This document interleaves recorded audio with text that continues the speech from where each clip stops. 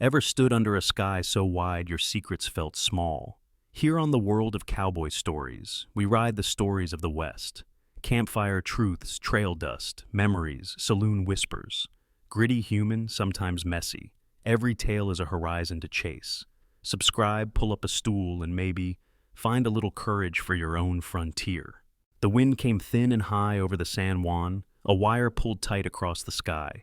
It sang through the dead ribs of a broken ore wagon on the old Prospect Hollow grade. Snow did not fall in flakes. It came in hard kernels that stung like grit and blurred the line where the iron earth met the gray lid of afternoon. Caleb Holt led a mule loaded with 2 deer, the steam off the bodies turning in the wind like breath. He moved with a steady weight, big in the shoulders, long in the stride. A pale scar ran from the corner of his left eye to the hinge of his jaw. It pulled one side of his mouth into a hard set. He wore a coat the color of dirty bark and a hat iced white at the brim. He saw the wagon before he smelled it. Planks buckled, a wheel gone, spilled barrels and a crate split open. On one stave, a hot iron had once pressed letters that were still clear HP. The wind made the brand look fresh. It hissed through the hoops and rattled the broken lid. There were no horse tracks that held. Snow had already blown flat across the ruts. Caleb stopped with the mule and listened. Wind, the wagging clink of chain, a knock like bone. He scanned the drifted ground.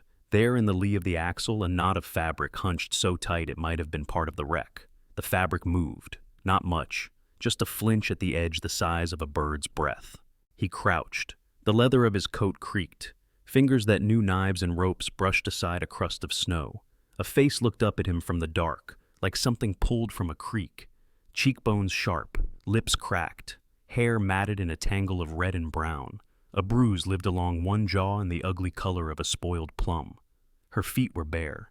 The Santa was blue-black, split and gravel-burned. "Hey," Caleb said. His voice was low from long quiet. "You hear me?" Her eyes fluttered. She tried to pull herself deeper under the axle. It made a sound like a dry leaf torn in two. She had no strength left. Her mouth opened. No sound came. Then a whisper dry as paper. "Water." Caleb slid a canteen from the mule's rig. He unscrewed the cap and held it out. She flinched at his hand. He set the canteen in the snow and pushed it with the toe of his boot until it touched her fingers. She lifted it with both hands like it weighed as much as the wagon. The water hit her tongue and she gasped. Some ran down her chin. She coughed and held on. He could have kept walking. The thought was there, clean as a path. He had made a life out of staying off other people's roads. Strangers brought the law. Strangers brought old names. He watched the snow already tucking her away. "Don't die on me," he muttered to the wind. He slid an arm under her shoulders. Her weight shocked him. Bones in a sack, heat high and wrong under the skin. Fever had her. He wrapped the coat around her lifted and put her across the mule behind the deer, tying her in with a short piece of rawhide so she would not slip. The mule planted and refused for one stubborn moment, offended by the extra burden. Caleb laid a palm on its neck and breathed until the animal chose to move. Wind drove sleet like salt. The world narrowed to trees and rock faces, to the steady fall and lift of the mule's hooves, to the feel of the woman's breath against his wrist where he steadied her. He took the cut that did not exist on any map, a seam in the pines, a game trail that went where it wanted, and then somewhere else. He knew every twist by weight and smell, sap sharp as knives, the acid stink of a cat from a week past, the cold tasting like pennies on the back of his tongue.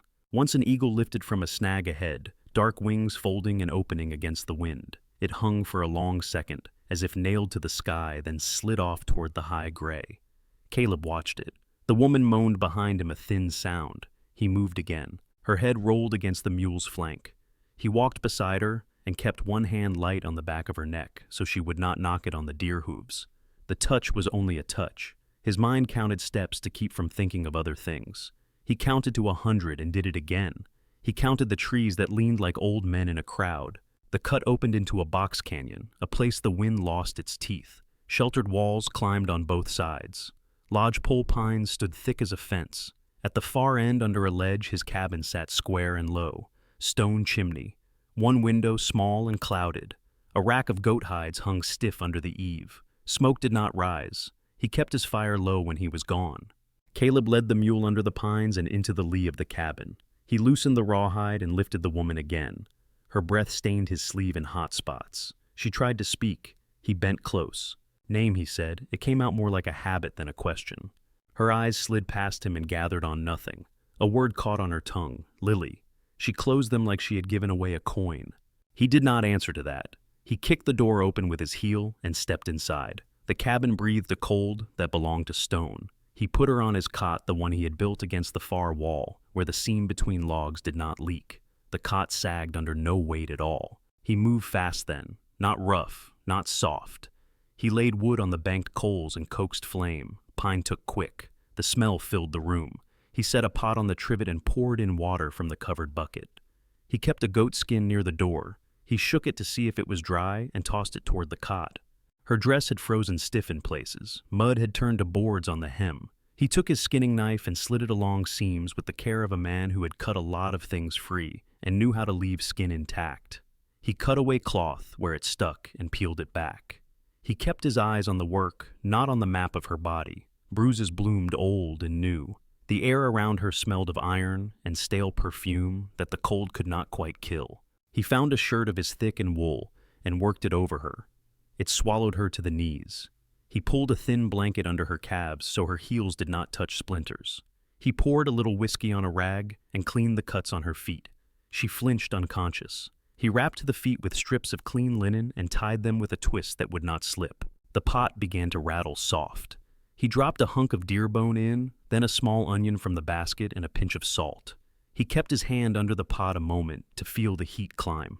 He stood and listened. The wind had changed sound. It scraped the stovepipe and made the metal sing on a loose note. Caleb took a glance at the pipe where it passed into the roof. A band of wire kept the joint tight. The wire had loosened. It vibrated with the wind like a poor fiddle string. He made a note without words. He turned back to the cot. The woman lay without moving breath, shallow lips a little better than blue now. He poured water into a tin cup and set it on the floor halfway between his chair and the cot. He pushed it with his boot until the cup touched the leg of the bed. "Drink when you can," he said, not sure if she could hear. He set his rifle in the corner by habit. He sat in the chair near the fire and felt the heat find his face. His hands were clean and empty for the first time since the wreck. He looked at them, knuckles thick, scars like old rivers in a dry bed. The wind ran its wire song along the pipe again. The cabin smelled of pine smoke, wet wool, and iron. The mule blew once from the lean-to and settled. Caleb watched the woman's chest rise and fall in a tight rhythm and let the count slow in his head. He did not think beyond that. The fire took hold. The room warmed by small degrees and held. He waited. She woke to the scrape of metal and a change in the air. Warmth climbed her skin in slow inches, and that was the first wrong thing. Warm meant a room. A room meant a man. Her eyes opened hard. The ceiling was close and low, smoke dark along the seams. A small window showed nothing but a pane of washed gray. A fire held the middle of the room with a steady orange. Between the fire and the cot, a chair. In the chair, the man from the road. He sat with his weight easy and his shoulders big. His coat was off. The shirt under it was clean, but old, the cuffs shiny from years. He had a scar that pulled his mouth tighter on one side. He was working a knife along a whetstone. The sound clicked and sang a soft shing that fit the pulse in her neck. She jerked upright, and the blanket slid to her waist. The wool rasped her skin. A shirt hung on her too, big, thick, smelling of smoke, an animal, and something clean she could not place. The motion shot pain from her wrapped feet to her spine. She swallowed a noise and grabbed the blanket up to her collarbones. He did not move. The knife slowed, then stopped. He set it across his thigh and lifted his eyes to hers. They were the color of ice on a river, pale and steady. "Where is this?" Her voice was raw, small from thirst. "My place," he said, "out of the wind." Safe rattled in her head and broke. She pulled her knees higher and found the hem of the shirt with her fingers. The room was simple enough to read in one sweep. Stone chimney, one table with a dented coffee pot, pegs on the wall with a hat, a coat, a coil of rawhide. A rifle hung on two pegs near the door. A smaller shotgun leaned in a corner. A shelf held a Bible and two paper-bound books, rubbed soft at the spine. The smell was pine smoke, oil, leather, wet wool. No perfume, no whiskey funk except the sharp little bottle near the basin. "Do not," she said, the words scraping her throat. "Do not touch me." He nodded like she had pointed out the weather. Was not planning to. He stood then, and the cabin shifted with him. He was a big man all at once when he stood. She flinched and made herself hold. He kept space. He went to the hearth, took a tin cup from a hook, and dipped it into the pot that breathed steam. He set the cup on the floor halfway between his chair and the cot. He nudged it forward with the toe of his boot until it clinked against the cot leg. "Drink," he said. "Careful, it is hot." She stared at the cup. The smell rose and caught her belly. Bone and onion and salt. Her hands shook. He had gone back to his chair. He watched the fire, not her. The knife and stone lay separate now. If this was a trick, it was a patient one. Most men did not have patience. Most men wanted to be seen wanting. She slid one hand out and pulled the cup close. She blew. Steam licked her lips. The first swallow burned, and she did not care. Heat pushed into her down and out. She took more. The cup clicked against her teeth. He watched her hands. He did not speak until the cup was empty and set back on the floor. "3 rules," he said. His tone was flat as a plank. "Eat what I set down. Do not touch the sharps on the wall. At night, do not open the north door." Her eyes flicked to the rifle, to the darker seam of a second door, near the back corner, that she had mistaken for shadow. "Why?" "Because I said so," he said. "And because the north side drifts up to the lintel, and you will bury us both." A cough tried to be a laugh and failed. She forced her voice steady. "What do you want for this?" His brow pulled a little, as if he had to translate the shape of the question. "For what?"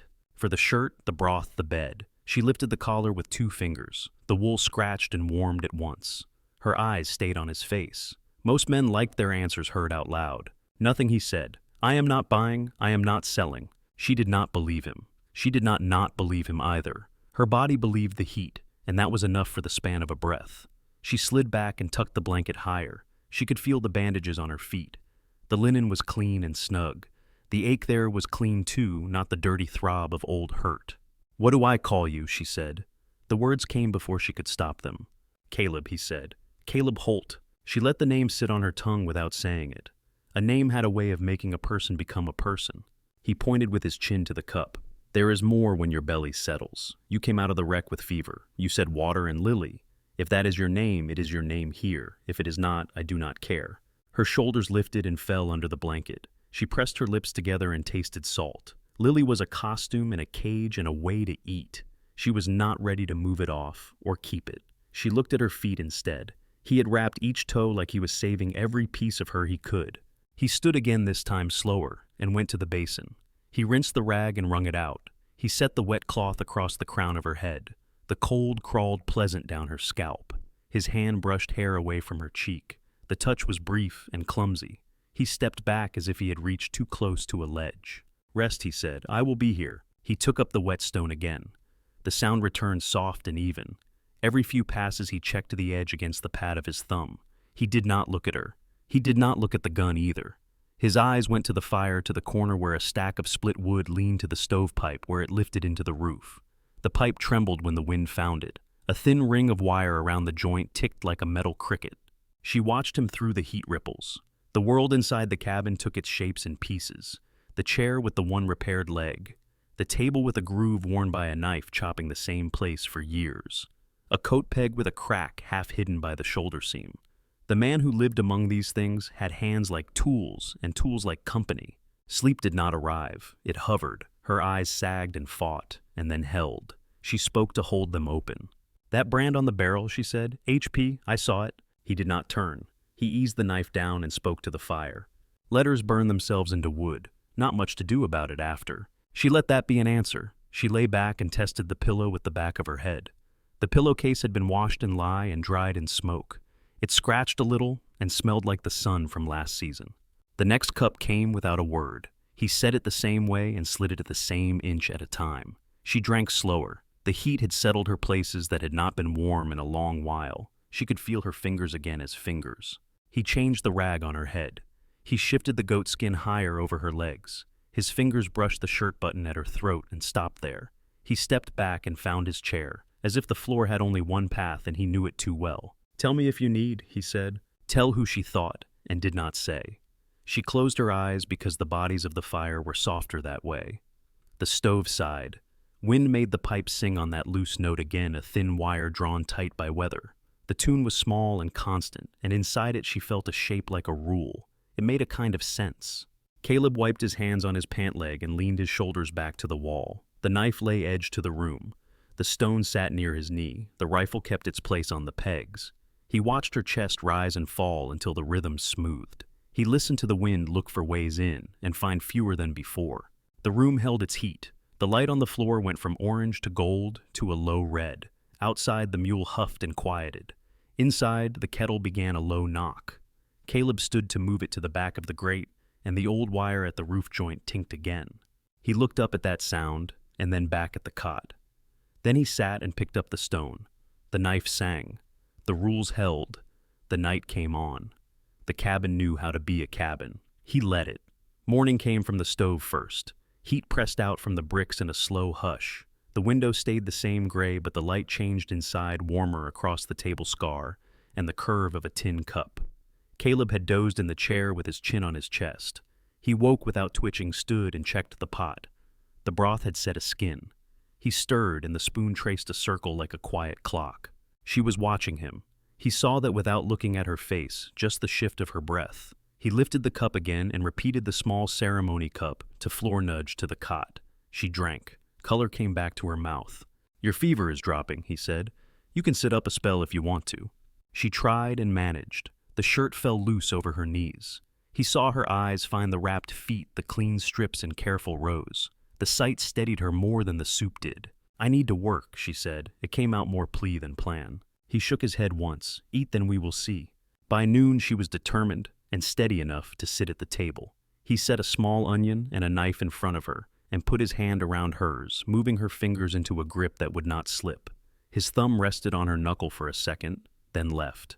He positioned the blade, showed her how to tuck her fingers and let go.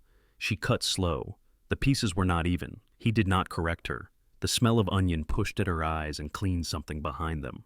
When he shouldered the door open to bring in more wood, the wind found the pipe and sang that loose note again. He shut the door, and the sound softened. He stacked a new armful by the hearth. She reached for a split, and he stopped her with a look. "Feet," he said. "Sit, I will. Let me sweep then." "Use your hand," he said, but his mouth softened at the corner, and he went to the lean-to. He came back with a bundle of green branches from a shrub that smelled sharp and sweet. He tied them to a stick with rawhide and set it by her knee. She smiled without thinking. Her hands found a rhythm. Leaves brushed dirt into neat trails. She lifted the corners of the room and passes the packed earth, shaking loose its fine powder. She swept under his chair last. He lifted his boots without being asked. She stood after too long and swayed. He caught the back of her chair and pulled it in so she could sit before she dropped. "Good," he said. "Rest a minute." When she had breath again, he brought her a needle and coarse thread and set a blanket on her lap. It had a rip where a boot heel had snagged. He did not explain. She threaded the needle twice, licked the end, and began. Her hands remembered this without consulting her head. Small stitches, even tension. The sound of the thread pulling through the wool was a soft hiss. The work filled the room more than the fire did. He watched from the edge of his eye while he split kindling. The axe lifted and fell. He used the same spot on the block every time. The groove there was darker from years. The wood answered him with a clean crack. When he came inside, the smell changed. Not smoke only, but clean lye from the bucket where she had rinsed the cloths and wrung them flat. She had heated water and poured it over ash and churned slow with a stick until the liquid went slick. "You made soap," he said. "I know how," she said, and did not look up. "Good." She pushed a wet rag over the table. Old grease gave up, and the grain raised. She went to the shelf and set aside the books, wiped, and put them back. She paused at the spines. One was a Bible. One had dogs and men on the cover, a book on animal matters. The third held only the ghost of letters rubbed near gone. She touched that one and then left it. In the afternoon, he opened the door and looked out. The light around the cabin was white and flat. Snow stood to his calves beyond the lean-to, but the path he had stomped was firm. He turned to her. "You can take air," he said. "One lap. Hold the rail." He held the door, while she stood, pulled the blanket around her shoulders, and put her feet into his spare socks inside her mended boots. She stepped slow, and the cold cut her breath. The smell of pine hit clean. The mule lifted its head and blew fog at her. The goat leaned to popped as the boards adjusted in the cold. Her fingers ran along the railskin, stinging and alive. The wrecked wagon was not here. It waded out beyond the trees where the trail bent. On the packed path, they passed a small scatter of things that had fallen from his pockets over time, old nails and a loop of twine. Half buried in the drift by the steps, a square of tarnished metal shone like a dull coin. She reached and picked it up. It was a tin with a lid half rusted shut. She worked it until it opened with a small pop. Inside lay a little brass heart with a broken spring and a key. A music box that did not sing. Caleb looked at it as if it were a pine cone. He nodded and went inside. She cupped the tin and carried it in like a treasure. At the table she wound the key twice. The spring resisted and then would not move. She held the box a long time against her ear. The quiet in it was not empty. It had a shape. Evening brushed the window darker. He took hooks from a nail and set them for the kettle and the pot. She slid the mended blanket off her lap and folded it. The small row of stitches looked straight in the low light. He covered her feet with the goat skin and went to the pegs by the door. He pulled down a short-handled axe and set another chunk of wood on the block near the door. He carried a smaller axe to her and held it by the head. "You can try a split," he said. "Only the small rounds." He stepped behind her and put his hands on hers, moved her grip to where the axe would not twist when it bit. He was close enough that she could smell the clean sweat under smoke and wool. He set the round, then stood back. She lifted. The weight surprised her and pulled the blade crooked. It skated off and nicked the block. He said nothing. She set it again, found the crack in the end grain, lifted and brought it down. The axe landed off center but hard. The round jumped and split. She made a sound that might have been a laugh. She set the other half and tried again. "Let the weight do it," he said. "Do not muscle it." She did not know how to do anything without muscling it. She tried to learn. A third round split clean and true this time. He took the pieces to the stack. The scent of fresh pine came up sharp. His eyes flicked once to the stovepipe. The wire at the joint trembled with the wind and ticked in a regular beat. He wiped his hands and pushed the damper a hair to change the pull. The sound settled. They ate a thin stew with bits of meat and onion. He sat across from her and kept his elbows close to the table, big hands quiet. She ate with both hands around the bowl. The heat went into her wrists and climbed her arms. "You going to ask me who I am?" she said. "I asked at the door," he said. "You answered Lily. That is not a real name, not for me." "Then it is not," he said, and took another bite. She put the spoon down and sat straight. Her eyes found his. He held them until the air between them felt like cloth pulled tight. "Thank you," she said. He blinked once as if the words had weight he had not planned for. He nodded and took the bowls to the basin. He washed them without a word, his hands sure and slow. She watched the way his fingers turned the tin along the rim thumb, finding the same place every time. He brought in more wood and set it by the hearth.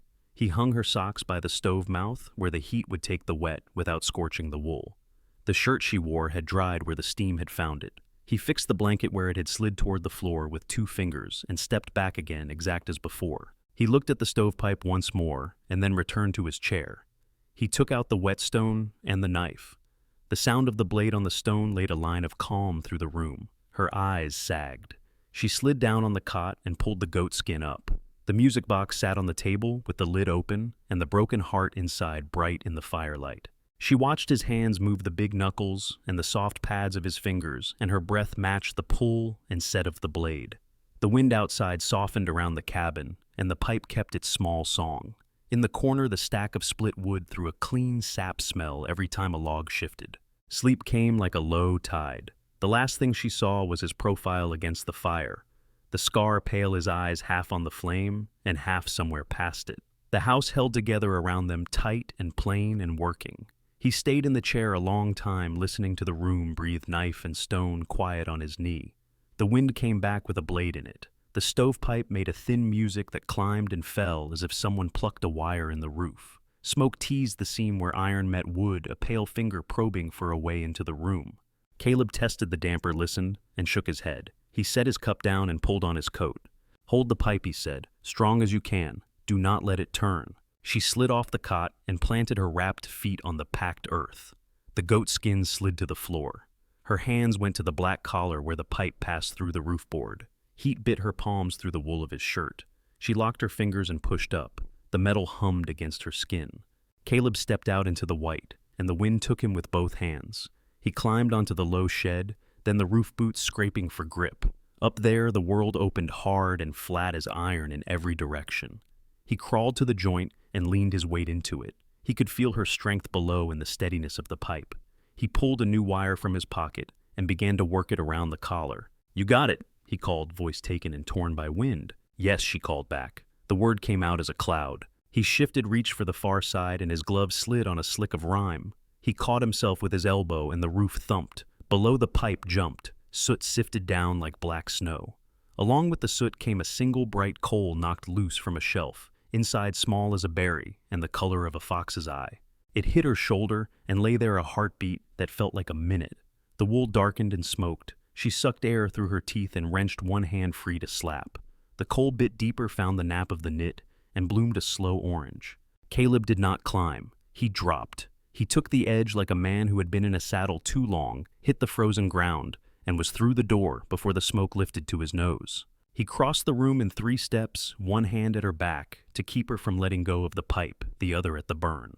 He gripped the front of the shirt near the seam and ripped. Cloth tore loud and clean. The burnt part came away. He threw it to the floor and ground it out with his boot. The room stank of singed wool and old soot. The air tasted of iron. She was bare from collarbone to ribs in a hard square of cold. The fire put light on skin that had known darker fires. Bruises yellowed along her side. White scars showed old bites.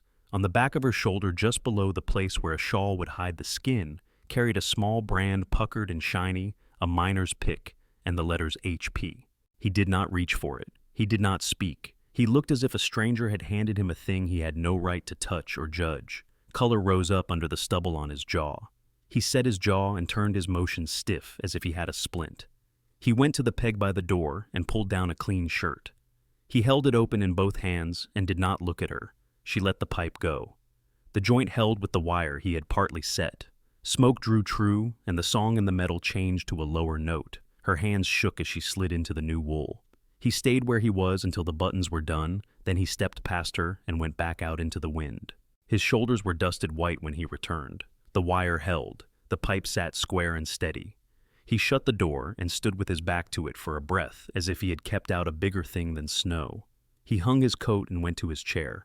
He did not take up the stone. His hands were not sure enough to trust them with a blade. He sat with his fingers pressed together and watched the fire like a man who had forgotten its name.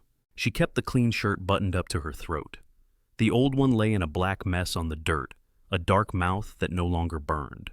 She went to the basin and dipped a rag and wiped the soot from her neck with small, careful touches. When she turned, he was still eyes on the flames. She crossed the room and picked up the torn cloth and carried it to the door and shook the ash from it into the drift. By evening, the wind was only a nerve that twitched now and then. The pipe stayed quiet. The house breathed right again. The quiet did not lift what hung between them. She sat on the cot with the goat skin across her legs and looked at the short shelf where a tin flask sat beside the Bible, and the dog book and the little box that held needles. The flask had a shine left in a few places where hands had passed over it many times. She stood and took it down and held it. "Give me some," she said. He looked at the flask, then at her. "It is for cold and for scrapes." "I am already cold," she said, "and I have scrapes." He stood and took a cup, set it on the table, and reached his hand for the flask. She kept it and unscrewed the cap and drank. The liquor was strong and clean and burned a path all the way to her toes. She coughed and laughed once at herself and drank again. "Slow," he said. "Do not tell me how," she said, and wiped her mouth with the back of her hand. Heat got behind her eyes and into her wrists. Her shoulders loosened as if someone had cut strings. The room took a softer edge. She looked at him, and he did not look away. His scar caught the firelight and went white. He was a big man built out of angles and use. She set the flask on the table with a small click and stepped closer. "You cut me out of a frozen dress," she said. "You wrapped my feet like they were worth wrapping. You tore your own shirt off my back to put out fire. I have one way to say thank you. That is not words." He did not move. He did not pretend not to understand. "Keep your thanks," he said. "You are sick and tired and full of spirits." She undid one button. The room went close and quiet. She undid another. The scar on his face seemed to darken. He did not step toward her or back. When her fingers went to the third, he reached and caught her wrists. His hands were wide enough to carry both of hers, as if they were small birds. His grip was firm and still not a squeeze.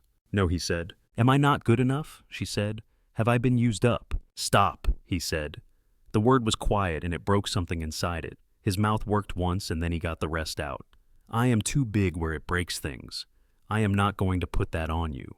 She took her wrists back because he let them go. She stepped against him and set her hands on his chest.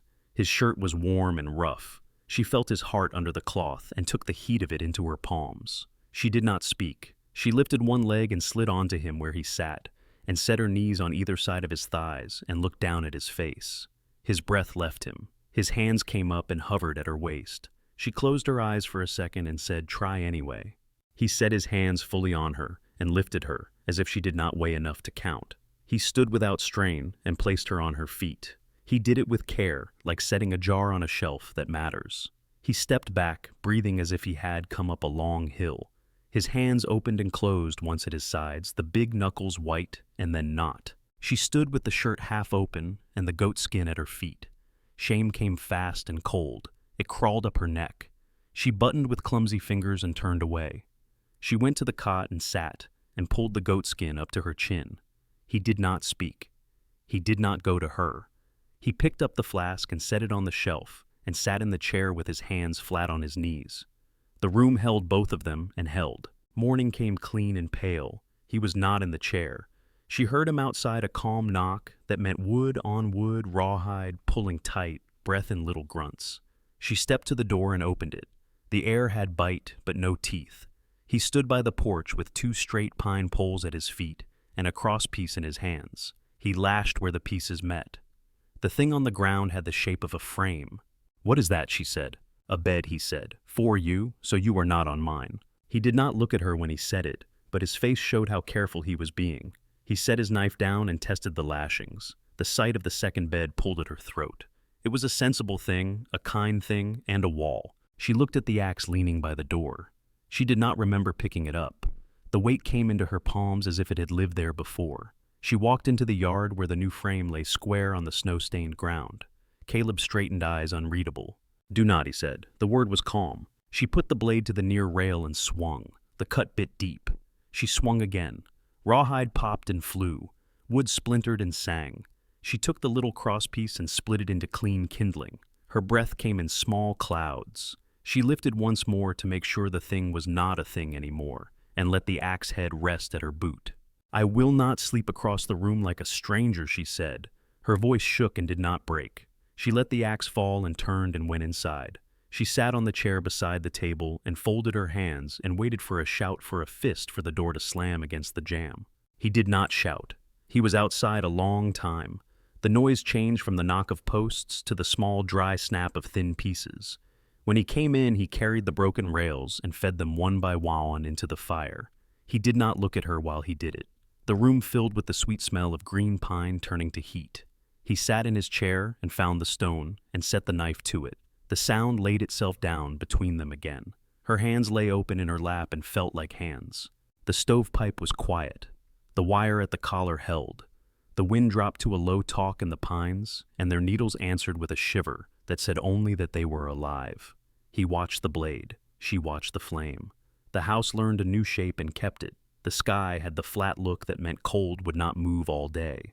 Caleb took the snares and a short length of wire and his knife and went up the cut where the pines thinned. Snow had crust that held his weight for 2 steps at a time, then dropped him to the shin with a small sigh. He kept to the shadowed side where the wind had trimmed the drifts to a hard skin. On the ridge he stopped. Across the open lay a single line of prints pressed clean as stamps, a shod horse. The rider had come from the pass and stood here where a scrub cedar leaned out of the rock. The marks near the cedar were not only hoof, they were the long scuff of a boot where a man had turned and turned again to look down into the box canyon. The snow held the story. The horse had blown and pawed once. The man had sat and waited. The prints turned away and went back the way they had come. Caleb crouched and set a glove in the nearest print. The iron rim was deep. The cut of the nail heads was sharp. A town shoe.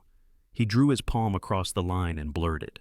He worked backward from mark to mark, sweeping the story quiet until wind could finish the job for him. He stood and let the cold go up through his boots. He listened. No sound in the timber, but the small creak of trees and the tiny tap of ice on needles.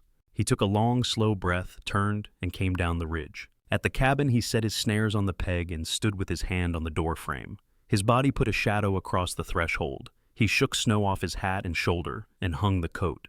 In the chair by the fire, Mara put down the needle and watched him without turning her head. "Did you get anything?" she said. "Not today." He walked to the hearth and added wood. The sound of the flame changed fuller and lower. He poured water into a pot and set it near the mouth of the stove. His movements were quick and exact. He checked the rifle by habit and set it back on the pegs. He took the big knife from his belt and set it across the table. He did not touch the whetstone. He did not sit right away. He stood where the heat from the fire met the cold from the door and stayed there like a post driven in hard ground. She saw all of that and said nothing. She lifted the mended blanket to see her work from the far side and set it down. The room felt different by a finger's width. The pipe held quiet. The wire at the collar was steady. His stillness was the only noise. "Who are you waiting for?" she said.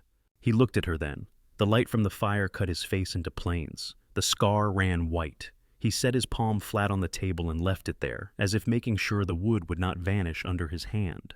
"A man," he said, or the idea of one. He sat. The chair complained and then settled. He rubbed a thumb along the edge of the big knife and did not lift it. "Texas," he said. "Years back. Panhandle. I worked a spread. Good horses. Hard country." The foreman liked to crowd the hands. He liked to corner the kitchen girls worse. One was new, could not have been grown. He put her in the corner of the stable and closed the door on her. I pulled him off, meant to stop him only. He swung. I swung once. He fell wrong. His neck went like a dry stick. He let the words sit in the room until they stopped making sound. He looked at his palm as if it had aged while he talked. "No one was going to take my side," he said. His voice was quiet and plain. "I left that night. Rode north until the land grew teeth. Changed my name on the way."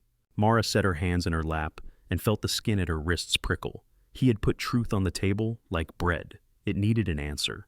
She looked at the shirt she wore. The collar lay smooth against her throat. She could feel the spot where heat had scorched her yesterday. She tapped it with one finger, the place over the brand, and then she lifted her head. "Lily is not mine," she said. "That is a stage dress. I am Mara Quinn." She swallowed and kept her voice from breaking on the second piece. "My father owed a man who kept the freight office ledger. He called it an arrangement. I went to help the wife. There was no wife. There was a wagon, then a camp, then a tent with a long counter and sawdust wet with whiskey. They put letters in iron and pressed them into skin. HP. I ran when the stove went over. That is the map. The air between them changed shape. The room did not. Outside, wind pushed a small drift up against the north door. Inside, wood ticked once as it dried. He nodded. He did not say he was sorry, as a man who could not fix a thing will sometimes do to feel better. He looked like a man who would carry a weight if she placed it in his hands, and he would not ask how long he would have to carry it. He rose without noise and went to the buckets. He filled every one and set the lids on tight. He checked the split wood and brought in more until the stack inside had no gaps. He pulled a sack of dried meat closer to the stove and tied it shut again. He moved in a small circle that had every piece in the cabin inside it, as if he were drawing a line where weather could not cross. The light went thin. Snow began small at first, then thick. The world outside the window turned the same color as the window. Wind stood up and found its voice. The pipe sang not with the thin complaint from before, but with a full hollow sound that lived in the iron. The cabin held. The roof took the weight, and the walls held the heat, and the door stayed tight. The drift climbed the north side until the seam at the sill disappeared. They were inside the storm now. The days softened and lost their edges. The fire made its own noon and night. There was no trapline. There was no path to the lean-to, except the small tunnel he shoved with his shoulders twice a day to feed the goats. After that, there was only the room, the stew, the sound of wood and breath, the small rituals that keep a person from thinning into nothing. Mara restitched a cuff and then stitched it again when she did not like the way the cloth lay. She unpicked the old patches and sewed them with smaller stitches. Caleb carved a new handle for the coffee pot from a scrap of aspen and sanded it with a square of hide until the grain went smooth. He pulled a small leather book from a crate and opened it. The book held charcoal in the spine where he kept it. He sat by the table where the light was best and drew in silence. "What do you put down when you look at the sky?" she said. "Hawks," he said. "Why?" "They are honest," he said.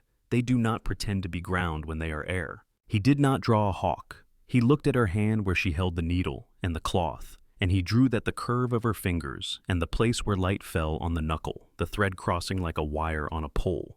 She watched his hand move. The big fingers held the charcoal as if it were something that could be hurt. She watched the line he made thin and exact, and then the smudge he rubbed with the pad of his smallest finger to soften the place where skin turns round.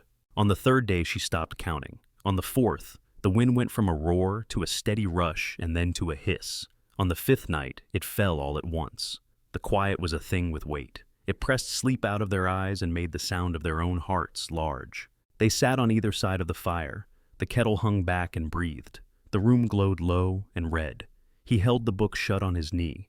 She held nothing. She was not cold and not warm.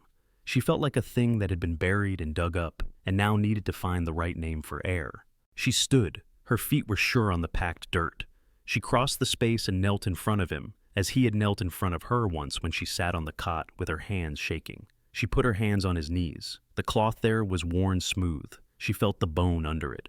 "Do not save me," she said. "See me." He did not move for a breath. He looked at the place where her hands rested, then at her face. His eyes were clear and tired. "I break things," he said. His voice was quiet. "Sometimes I do not mean to. Sometimes I do not know until after." "I am not glass," she said. "I am metal that has been through fire." She leaned higher and put her mouth to his. His lips were rough and dry. He did not answer at first. Then he did. The kiss was not quick. It had hunger in it, but the hunger was not for taking. It was for staying. He reached and cupped her face, as if holding something he had made with his own hands. His thumbs were warm and a little rough, where the skin had thickened from tools. He stood and lifted her, as if the difference between the floor and the cot were the smallest journey a body could make.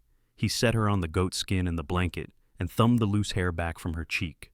"I will not be like the men who hurt," he said. He said it as a rule and as a prayer. "You are not," she said. They undressed slowly, clumsy once or twice where buttons and ties had learned old habits. They stopped when fear touched them and waited until heat and breath made room again. He watched her with a kind of attention that warmed without burning. He kissed the place where the shirt had burned and the skin had cooled and the brand had been. He did not look away from the marks. He did not stare at them either. He treated them like rivers on a map he was learning with his hands.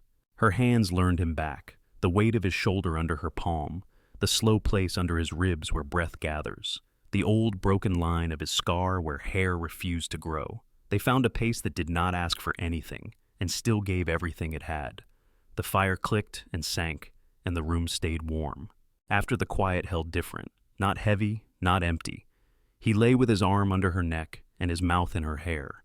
His breath slowed. She was not waiting for the door to fly open or for a voice to climb the stairs. Her body was not braced. The music box on the table did not sing. It did not need to. The house breathed, and that was sound enough. Snow had sagged under days of wind and cold, then crusted hard in the night. The morning brought a sound that did not belong to the cabin. Hooves dragged through wet ice, not the crisp tick of true winter, but a heavy pull and suck. Caleb had a hand on the kettle when he heard it. He set the lid softly and crossed to the window. Frost filmed the pane. He scraped a circle clear with his thumb. 3 riders came up the grade from the pass. The lead horse was black and clean, its tack too fine for the country. The man on it wore a town coat and a hat with a stiff crown. A silver flask flashed at his breast. 2 others rode behind on trail horses with their heads down, the men lean and hard at the jaw gear slung loose and used. Mara stood without knowing she had. She moved to the window and looked through the fog of his breath. The leader turned his head just enough to show the neat beard and the cool eye that had measured rooms and people before. The sight cut blood from her face so fast her fingers went numb on the sill. Her mouth formed a name without voice. Caleb's eye did not leave the riders. He reached for the rifle on the pegs and slid it free. The habit fit his hands like a tool. He checked the chamber and laid his thumb along the stock. He looked at her, then quick and steady. "Stay in the back," he said. "Bar the north door. No matter what you hear, do not open it." "Is it the law?" She said the words a wick that would not light. "They ride like men paid by the head," he said. Her throat worked. She could not bring up anything for that. He took one long step to the table, picked up the big knife and set it back down. He crossed to the door and opened it. Cold came in like a person. He stepped onto the small porch and set his boots square. The rifle hung at his side. He did not shoulder it. The horses stopped 20 yards out. Snow came up to the animals' fetlocks, gray with hard crust. The 2 rough men sat easy with hands near their belts. The man on the black horse smiled. The smile was thin and had no heat. He let his gaze run over Caleb the way a buyer checks a bull. His eyes lingered on the scar and then on the rifle and seemed amused. "Morning to you," the man called. His voice had the smooth of a barroom and the distance of a ledger. "That is far enough," Caleb said. "I am looking for a piece of property," the man said. "Slender, red hair, answers to Lily." She absconded with funds and obligations. I have paper. There is no one here by that name, Caleb said. This is my place. Turn your horses. The man pulled a folded sheet from his inside pocket. He held it high between two fingers. Red wax showed a seal of some sort pressed crooked. He shook it once as if the shaking could make it truer. The girl ran from my house in Prospect Hollow, he said. She owes a debt. The magistrate wrote this himself. Inside, Mara's hands found the cold bar for the back door. She slid it into its seat. She went to the hearth and gripped the handle of the shovel that sat in the ash box. The iron was warm. She slid the shovel under the banked embers and lifted until a red hill glowed on the blade. Her breath came short and even. Her heart was a drum pushed under water. Out front, one of the trailmen swung down. He unhooked a whip from his saddle, dark leather, with a braided handle. He pulled it once through his hand, feeling the weight. "We are coming up," he said. "No offense meant, just duties to perform." Caleb did not raise his rifle. He leaned it against the wall by the door, slow and deliberate. He stepped off the porch into the yard. The man with the whip smiled at the sight of a fur rifle left behind. He brought the whip up and snapped it at Caleb's face. The crack split the air. Caleb's left hand shot up and caught the leather mid-snap. The whip went tight between them. The man's mouth opened with the surprise a trapper sees when something pulls back from the snare. Caleb pulled once, steady and hard. The man skied forward on his heels, arms pinwheeling. Caleb did not let go. He hauled the man close and hit him one time with his right hand. The sound had weight wet and wood together. The man's head went back, and then he sat down in the snow like a bag of grain falling off a cart. He did not try to get up. The second trail man was faster than wisdom. He grabbed for his pistol and cleared leather, the muzzle coming up toward the porch. The leader's attention had been on the fist and the whip. He remembered himself and pulled his own small silver-plated revolver, and his eye found not Caleb but the dark inside of the door. Mara stepped through it. She did not step far. She stood sideways to make herself smaller and tipped the shovel. Hot ash and live coals arced out and fell on the black horse's shoulder and on the neat beard and smooth coat under it. Fire found wool and hair.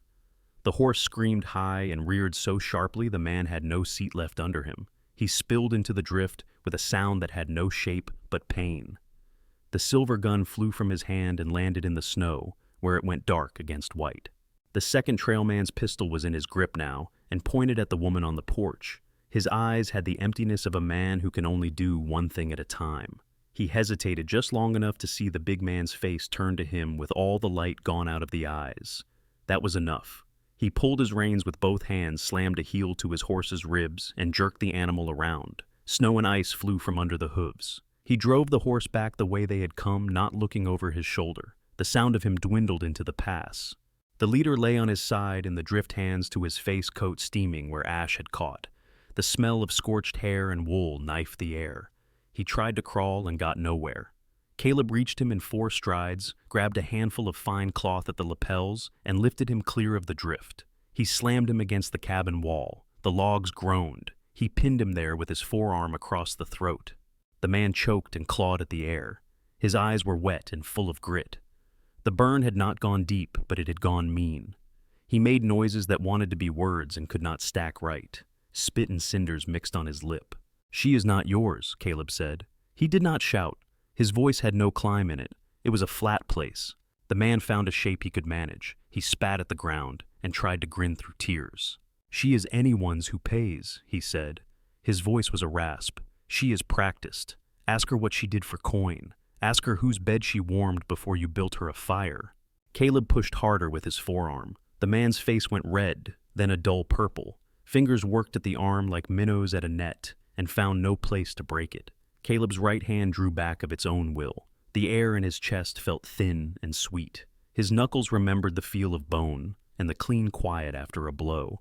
The world narrowed to the length of his arm and the small twist of his shoulder that would finish a thing that should be finished. Mara's hand found his wrist. Her fingers dug into the tendons there, not to pull him away, but to anchor him to something that was not the moment. "Do not," she said. Her voice shook and held. "Do not lose yourself to him." For a second, her hand felt like a weight he could not lift. Then it felt like the only steady thing in all that cold. He looked at her hand on him. He looked at the man pinned like a torn hide on a wall. He let breath out like something leaving through a tear in a sack. He stepped back. The man sagged and slid to a squat in the snow, coughing hard enough to bring up spit with black dust in it. Caleb turned and called over his shoulder, without turning his back on the man. "Bring me the book," he said. "And the charcoal." Mara ran inside. Her feet felt the packed earth, then the plank by the door that had always been a little loose. She grabbed the small leather book from the crate and the stick of black she had seen him use. She was back in the yard, fast breath, white and sharp. Caleb tore a blank page from the back. He crouched by the chopping block and put the paper on the smooth top. He took the man by the hair and pressed his face to the wood just enough to set the point. The man moaned. "You are going to sign," Caleb said. "You are going to write as I say. Or I take the hand you write with, and you can learn the work you made other hands do." "I cannot see," the man said. "Charcoal will not read." "You do not need to see," Caleb said. "You know your own name." He tightened his grip. The man's good eye found the block. His right hand shook over the page. His left had no strength to hold the paper still. Mara set 2 fingers on the corner of the sheet and held it. Her hand was calm. Caleb spoke, and the man wrote letters crawling across white smudged by ash and tears. "My name is Harlan Pike. I held a woman against her will in Prospect Hollow. I branded her with a pick and the letters HP. I forged papers to claim her as property. She is a free woman. I confess to these acts." "Sign it," Caleb said. Harlan made the letters of his name as if each cost a tooth. The line trailed off. He lifted his hand, and the charcoal wobbled and fell. Caleb took the paper and folded it once and slid it into his coat. He stood and walked to the place in the snow where the silver gun lay. He broke it and shook the cartridges into his palm. Brass clicked in his hand. He threw the empty revolver into a deep drift. He crossed to the saddled horse of the man he had knocked down and found that pistol where it sat in a worn holster. He emptied that too and tossed the gun into the same white hole. He put the cartridges in his pocket where they chimed against one another. He went back to Harlan and pointed at the man face down in the drift by the whip. The man made a small sound. He was breathing. A little blood at the nose had frozen into a dark star and cracked. "Get him on his horse," Caleb said. Harlan stared like a calf at a gate. His face was blotched and his eyes swollen to a slit. He made a small laugh that could not find humor. "He is heavy," he said. "Then you better start," Caleb said. It took him 10 minutes. He tried to lift the man and failed. He rolled him instead, heaved the shoulders up onto the saddle, pushed the hips, dragged the legs until the body draped across like a sack. He tied a rope at the belt and around the horn with clumsy burned fingers. The horse stood patient and miserable under both men's smells. Caleb took the black horse by the rein and walked it to the lean-to. He tied it there just out of the drip line. The animal tossed its head and snorted steam. Fine leather creaked. Caleb patted its neck once and let the rein fall over a peg. Harlan saw his horse go and straightened as much as his spine would let him. His voice went thin. "That is mine," he said. "Not anymore," Caleb said. "It is 2 days to the pass," Harlan said. "I will freeze." "Then you better start," Caleb said again. He put his hand on the rump of the trail horse with the unconscious man on it and gave it a small slap. The horse stepped forward and then found its gait. Harlan took the lead rope and followed because there was nothing else to do. Snow squeaked under boot and hoof. The sound carried a long way in the bright cold. Harlan did not look back. He put one foot in front of the other and left a crooked line of prints along the grade. Caleb stood and watched until the shapes were small, and then smaller, and then nothing but a dark idea moving across a pale place. He did not go inside. His hands shook as if a hard work had just left them, and the empty there had more weight than the work did. He walked to the edge of the trees and sat on the log he had used 100 times to check traps and gear. He held his hands palms up as if the sky would tell him what to do with them. The skin over the knuckles had gone white where he had closed them. They were bleeding a little where a tooth of ice had nicked a crease. The cold made the cuts sting. The sting felt clean, and that felt dangerous. He rubbed his palms together once and the sound was like paper. He looked back at the door of the cabin. Smoke rose in a straight thread. The pipe did not sing. The wind had eased. His chest hurt in a way that did not belong to breathing. After a while he stood. He took the folded paper from his coat. He slid it into the small leather book, not among the drawings but caught under the back cover where the board would keep it flat. He went to the lean-to and rubbed the black horse's nose and let his fingers rest there until the animal blew warm on his wrist and calmed. Then he lifted the latch and went into his house. The house felt bigger with the door shut. Smoke ran true up the pipe. The fire held its red.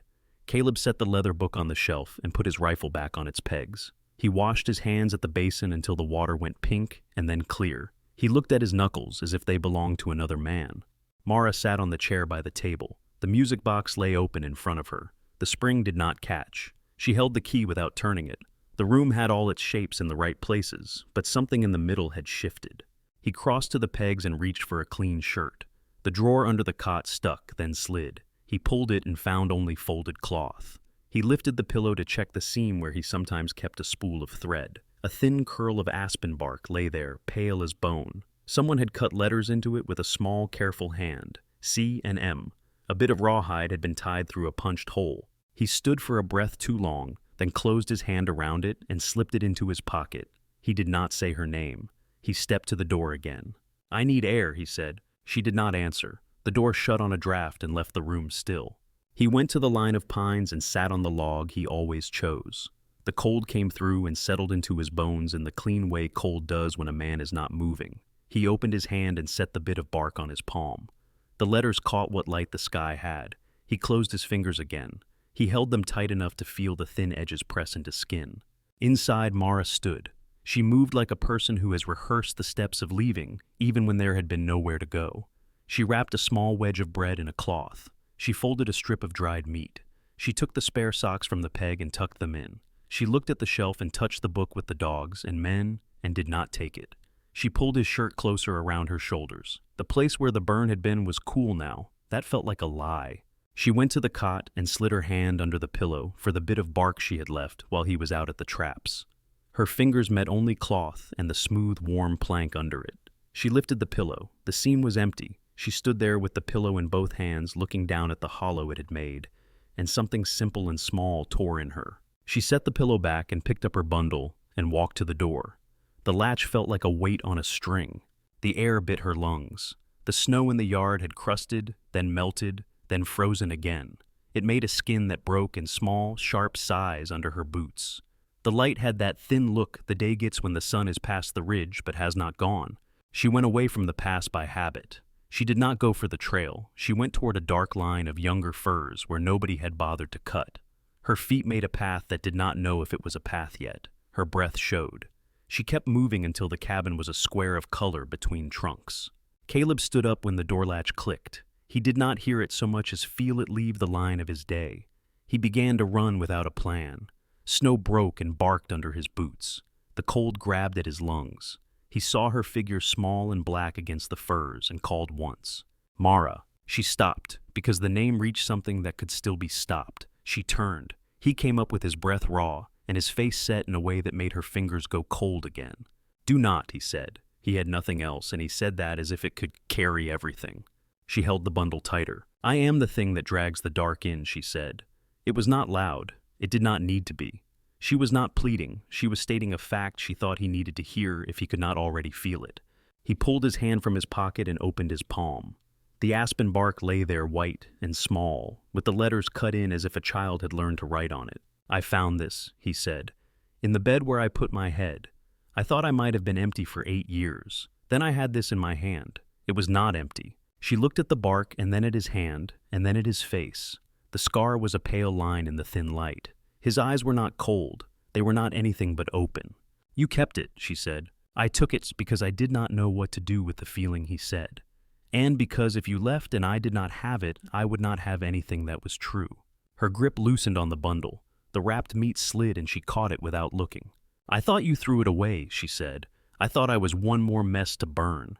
He stepped closer, not all the way, just enough that his breath left a little cloud that met hers. "Stay," he said. "Not with me because you owe. With me because you can." He shook his head once gentle. "With me because it is us now, whether we are smart enough for it or not." That pulled a sound out of her that might have been a laugh and might have been a sob. She moved before she thought to decide. She put her forehead against his chest and her hands into the ruff of his shirt. He wrapped his arms around her, and the bundle ended up between them somewhere, and did not matter. They stood in the near trees. The wind had gone soft. It spoke in the needles with the small voice of weather that is not trying to kill anything. Snow dusted the cuffs of his pants where it had kicked up when he ran. The bark of the firs felt damp through the wool of her sleeve when she reached and braced for a second.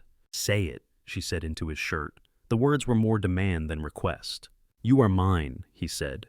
He said it without weight. That meant property, without rings or papers or rules carved into anything but two people who had got this far. He touched the place under her shoulder where heat had burned and gone cold. Not to claim, just to say he knew where it was. She nodded against him. "You are mine," she said back and left the words in the air where they could freeze and stay and be found again. He took the little bark tag and slid the rawhide through a buttonhole near his chest. It hung there and knocked once against the shirt when he breathed. That felt right in a way he did not know how to talk about. They walked back across the crusted yard side by side. The room took them in as if it had been holding its breath. He set the bundle on the table. She went to the stove and lifted the lid with the bare end of the poker and set it back. The pipe stayed quiet. The wire at the collar held. He took the leather book down, not to open it, but to tuck the folded paper of confession deeper under the backboard, where it would be safe from sparks and grease. He set the book back. He watched her move through the room now, as if the space had been made to fit her steps. She took the music box and wound the key once more, for form. It refused its song. The spring stuck at the same point. She smiled at it anyway and set it down open by the fire-bright brass heart catching the light. Caleb faced her and waited to see if anything else had to be said. She looked back at him and shook her head once clean and small, and he understood that meant enough. He hung his coat. He went to his chair. She went back to the cot and slid the pillow into place with a small, firm pat, as if something under it had come back home, even though both of them knew the bark now hung over his heart. The house settled on its logs. Outside, the pines whispered and then went quiet. Inside, the fire took a slow breath and the room breathed with it.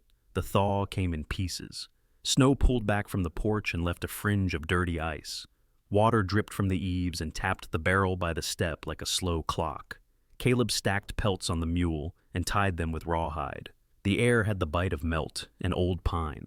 The black horse stood in the lean-to, with its head low, a fine animal that did not belong to him and would never leave now. Mara folded a small list in her pocket. Flour, salt, needles, lamp oil, a hoe if the handle balanced right.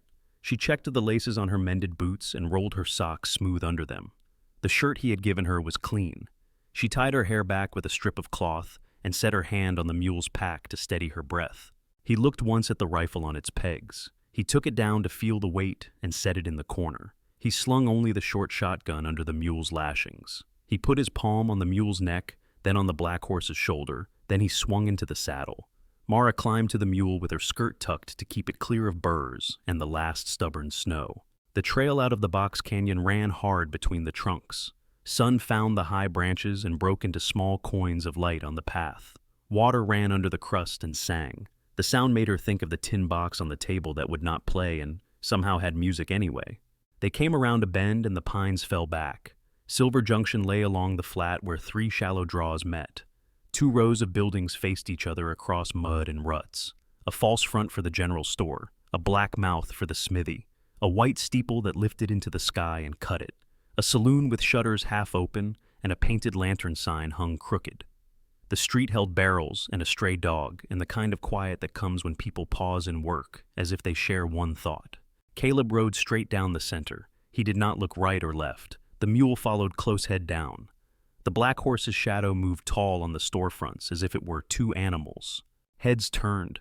Men came out with sleeves rolled and hands wet from the barrel, their eyes fixed on Mara with a look that had memory in it.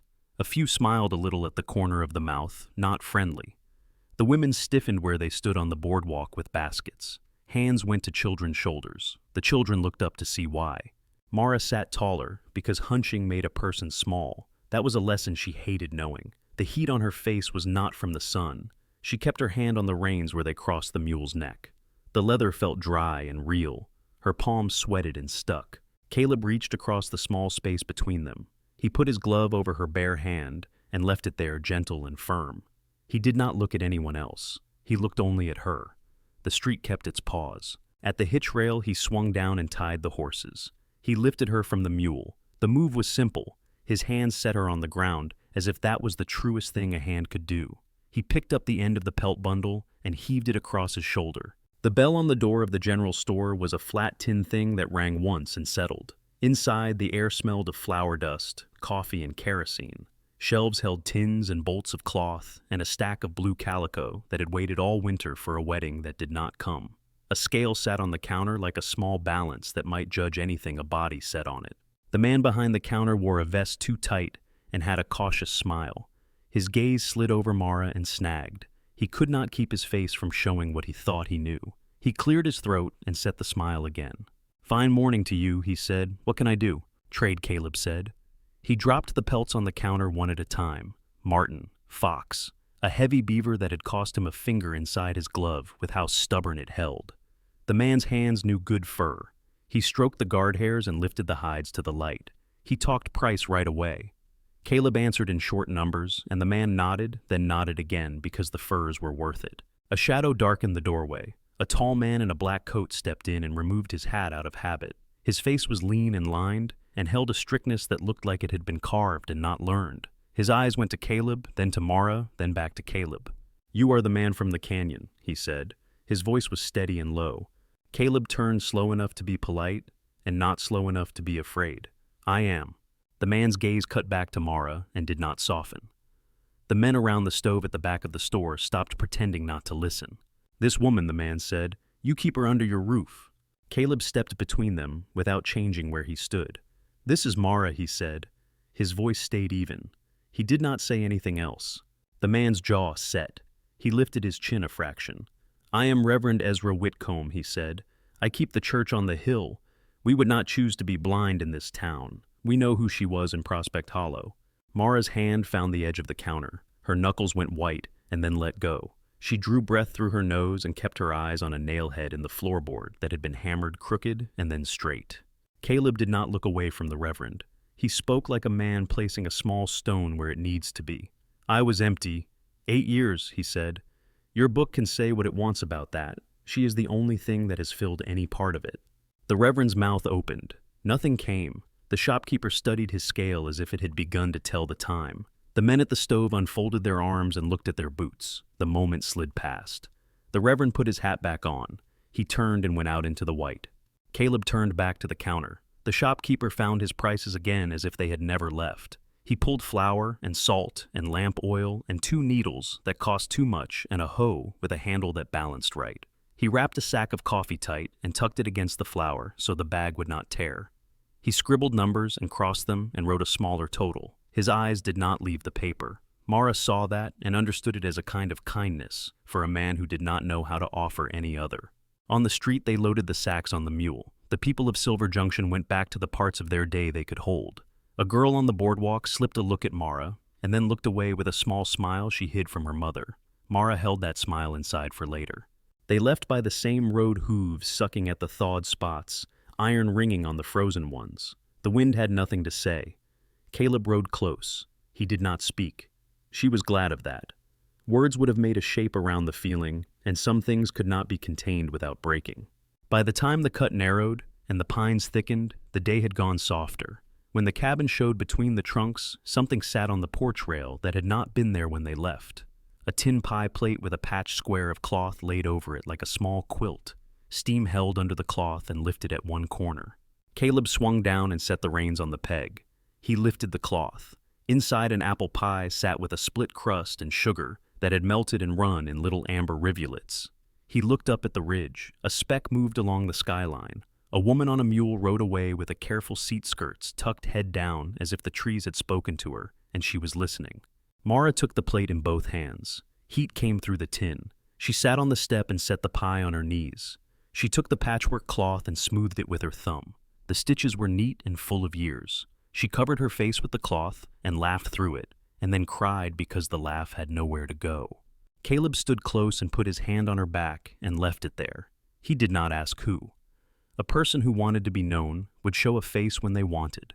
They ate a slice while it was still too hot and burned their tongues a little. Cinnamon and sugar and apple that had been put up last fall. The crust was not fine, but it was honest, and it took their hunger in hand and fed it.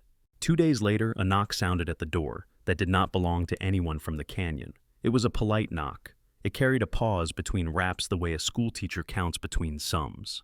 Caleb opened, and Reverend Whitcomb's son stood there with his hat in both hands. He was young and the face older in the eyes than he had any right to be. Thomas, he said quietly, as if he had to remind himself of his own name. He tipped his head at Mara and could not meet her gaze, then did. I worked in the freight office in Prospect Hollow last winter, he said. His voice went thin and held. I saw what Pike did. I said nothing then. That was a sin that does not need your book to call it so. Caleb watched him. He said nothing, and the young man kept going, because silence can be a kind of permission. Your letter, Thomas said, the paper he signed. I took a copy. I rode after the marshal who rides the Durango circuit. I found him taking lunch at a way station. I told him, and I showed him, and he did not blink. He rode back with me. They took Pike from his office with his coat on the chair and his safe open. He is in chains, Federal, the marshal said. He will go south and stand where his name will not save him. Mara's knees felt light, and she reached for the table and found it. She did not sit. She held the edge and breathed. Caleb nodded once. He moved to the shelf and took down the small leather book. He slid the signed page from under the backboard and set it on the table as if to let it see the room. Thomas did not look at the drawing pages. He kept his eyes on the paper that made his voice shake. I am sorry I did not stop it before, he said. His hands had gone white around his hat brim. I could not carry that and leave you to carry the rest. I thought you should know. Mara stepped close to him and put her hand out. He did not seem to know what to do with it. He took it like a man takes a tool he has never used. She squeezed and let go. Thank you, she said. Her voice failed on the last word and then found itself. Thank you. Thomas put his hat on his head and backed away one step, then two. He stopped on the threshold and looked at Caleb, not past him or above him, but at him. Sir, he said. His mouth moved around the words as if they were larger than the space they were in. For what it is worth, I am glad she is here. He left and the door closed. The room stretched and found a new size. Mara leaned her hips on the table and put both hands flat and closed her eyes. The air felt lighter and heavy at once. Caleb stood with his hands at his sides and looked at the folded paper of confession as if it were a single board you could walk across a deep place on. He took it and tucked it back under the book's board and set the book on the shelf. They ate the last of the pie that evening with coffee dark as the inside of the stove. The sun slid behind the ridge and left a blue that held a while before going black.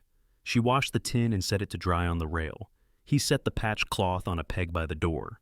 It looked right hanging there, a small square of somebody else's time that had joined their own.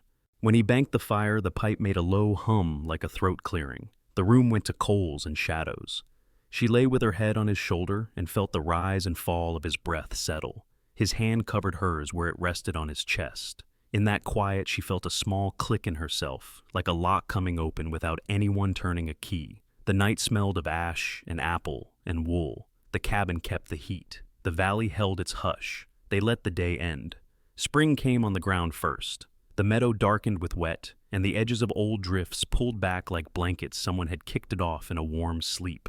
Caleb took the axe from its peg and walked to the stand of pine at the edge of the clearing. He set his palm on a trunk to feel the sap moving under the bark. He chose 3 trees that grew too close for all of them to live right. He set the axe and worked. Each stroke landed where the last one told it to. Resin lit the air with a sharp, sweet note. Chips flew white and wet inside Rusty on the cut faces. Mara looped the black horse to a sapling and tied a homely harness from rawhide and rope. She talked to the animal under her breath, old words that did nothing and did enough. When Caleb felled the first tree, it went with a groan and a heavy rush. The ground took the weight and held. He limbed it quick with the small axe, his hands moving by memory. She ran the rope and leaned her weight with the horse. The trunk slid and bumped and came slow across the yard toward the cabin. Mud rose around their boots. Water ran from the bark and striped the new ground. They laid the logs by the north wall and tore the wall down. It was a strange sight, house open to sky. The room felt exposed, not cold, only new. Caleb squared the first log with careful cuts. Mara mixed mud and straw in the trough with a stick until it went to a right thickness. They worked without talking much. She lifted and braced. He set and checked level by eye. Their breath made steam even in spring air. Birds moved in the pines, small brown things with a dry song. High above, a hawk hung where the light turned thin. Caleb watched it a second, then went back to the notch he was cutting. By sundown, the new room had lines you could read. A sill, 2 walls rising. The space inside the house changed shape. The old room with the hearth and table and pegs kept the heart. The new room promised a place where sleep would not borrow. They stopped when the light failed. Their hands were tacky with pine and grit. He rinsed his in the barrel, and the water went cloudy and clean again. She wiped her palms on her skirt and smiled because the dirt there meant something that did not need words. 3 days later, they set the last log and slid it into a notch that took it like it had been waiting for it. Caleb climbed and set the roof boards. He nailed with a slow rhythm, the sound carrying across the clearing like a small hammer on a bell. Mara stood below with the box of nails and counted out loud so she could time his hand. When he came down the ladder, he put his back to the new wall and looked into their house. It had a new horizon where there had been a plank. They were still standing that way when a wagon rattled at the turn off the pass. It came cautious wheels finding what remained of last year's ruts. A church hat lifted above the sideboards, then a gaunt face came clear. Reverend Ezra Whitcomb sat the seat with his hands at 10 and 2 as if he held a book even when he did not. Beside him, Thomas worked the brake with a careful boot. Behind them, the wagon bed held a wrapped bundle and a wooden box with brass corners. Caleb wiped his hands and stepped to the yard. Mara touched the hair at her neck to make it lay flat, then pulled her hand back again and let it be. Reverend Caleb said, "Holt," the Reverend said. His face had less iron in it than the day at the store. He looked at Mara, then at the new wall, then back at Caleb. The eyes that had once cut now studied. He climbed down with a stiffness that spoke of work done in other years. Thomas came around and lowered the box. It was heavy for the size of it. He held it in the crook of his arm like a small child. "We are registering claims," the Reverend said. His voice did not carry the weight of a sermon. It held something else, a practical measure. "The railroad is bringing families. The law has begun to write itself down where men can see it. There is land to name and to keep." He set his hand on the box. "This is the book." Thomas opened the lid and lifted out a ledger long as his forearm and bound in leather that had seen hands before. The pages showed lines and names and numbers in ink, so careful it seemed afraid to say too much.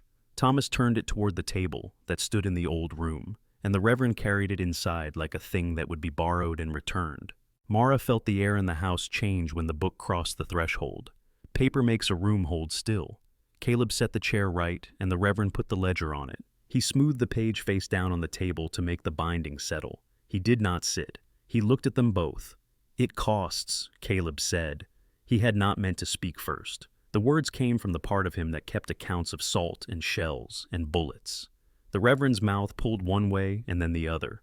The community made its own tithe, he said. "Mrs. Barnes spoke on your behalf. So did my son. The fee is met. The law asks for a name, and for the names under it. It asks to know who will stand when men come to take what is not theirs."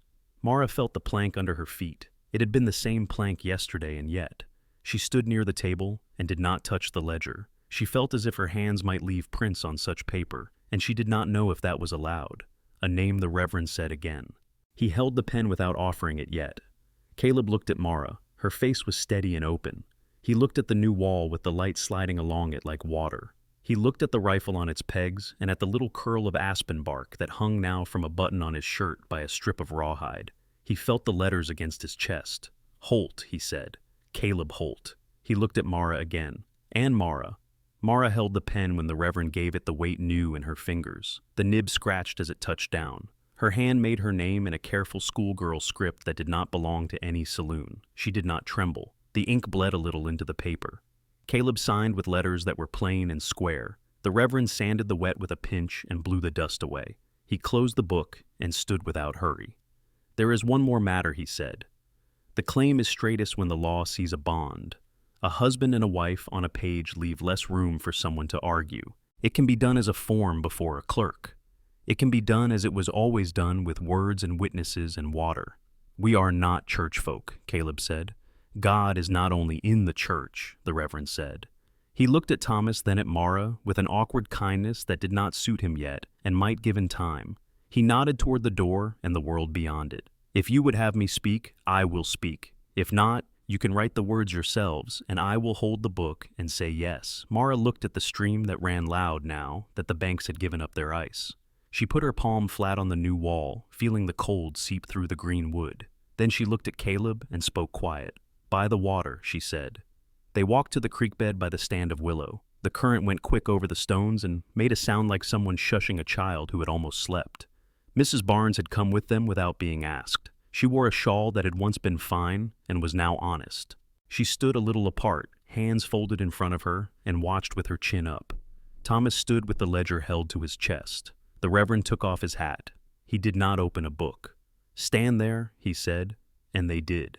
Mara had combed her hair with her fingers. A few strands escaped at the temples and took the light. She wore the same shirt Caleb had torn and replaced the new one that had seen work and washed clean. Caleb had shaved in the basin with cold water and a steady hand. The scar looked pale in the shade. He was not a beautiful man, and was not trying to be. The Reverend did not speak of sin. He spoke of making and keeping. He said words that had the shape of vows without the sharp edges of rules. He asked for a yes from each not twice but once, and they gave it. They did not have rings.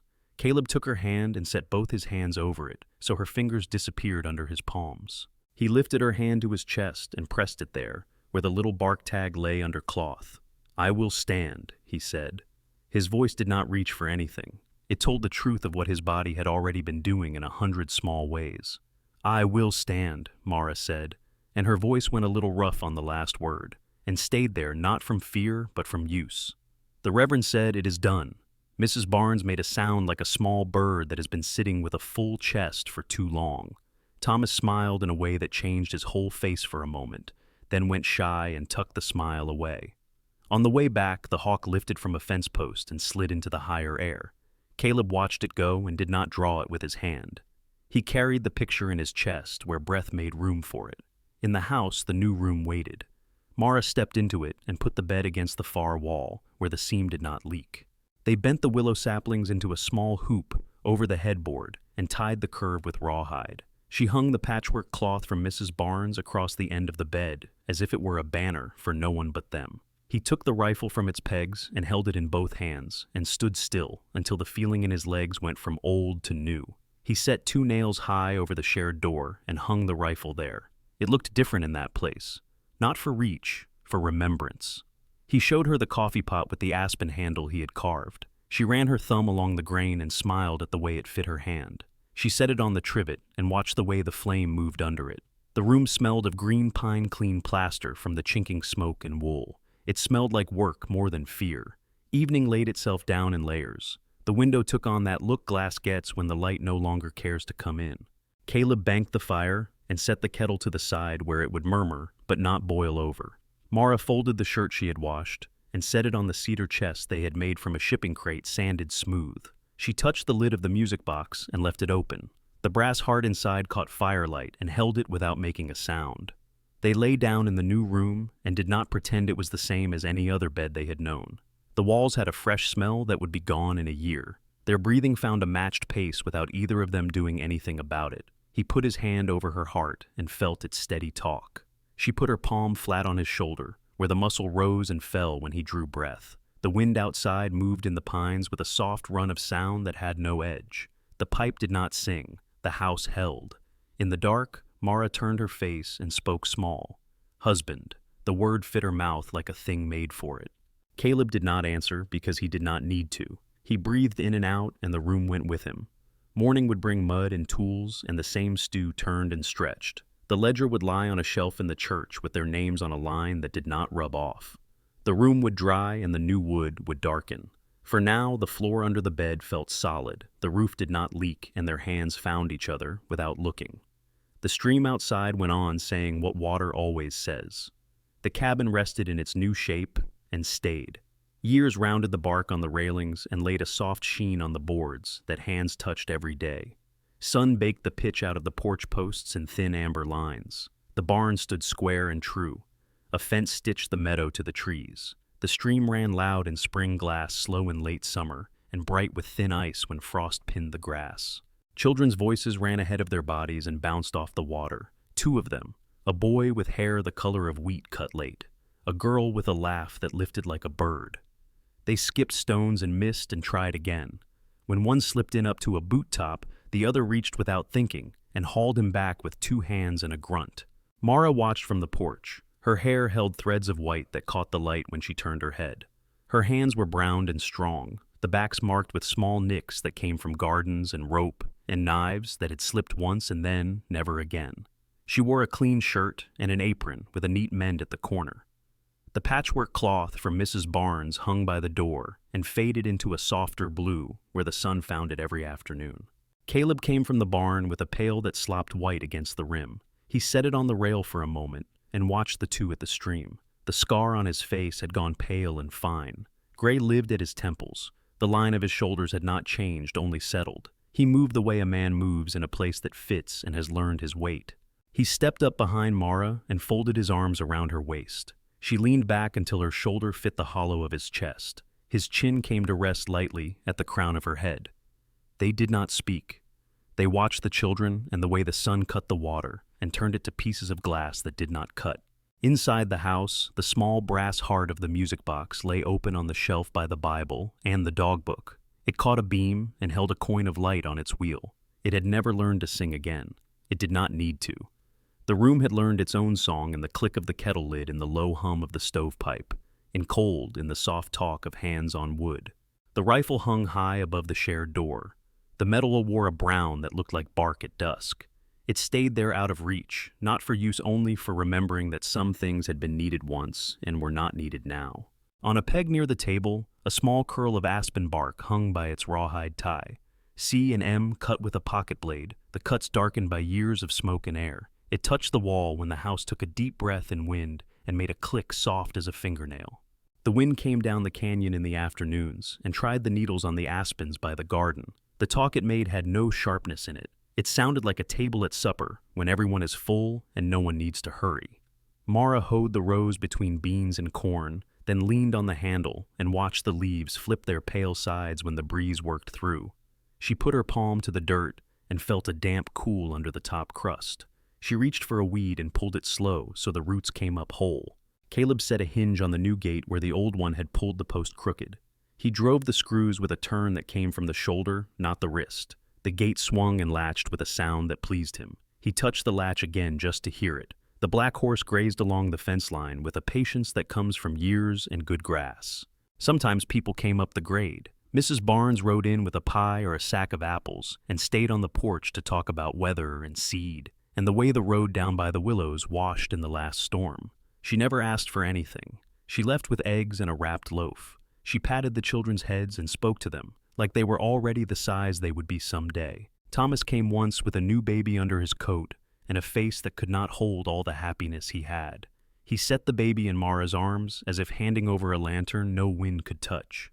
He stood long enough to drink coffee and then left because there were chores wherever a person stood. He looked back once and lifted a hand. Caleb lifted his in answer. Now and then, Reverend Whitcomb eased his wagon into the yard and took off his hat and sat for a minute in the chair by the door. He spoke of fences and names and the way the ledger filled because people had begun to stay. His voice had lost its edge. It had not lost its strength. He never spoke of Prospect Hollow. He asked once after the boys' reading and nodded when Mara said he liked the parts about Ocean's best.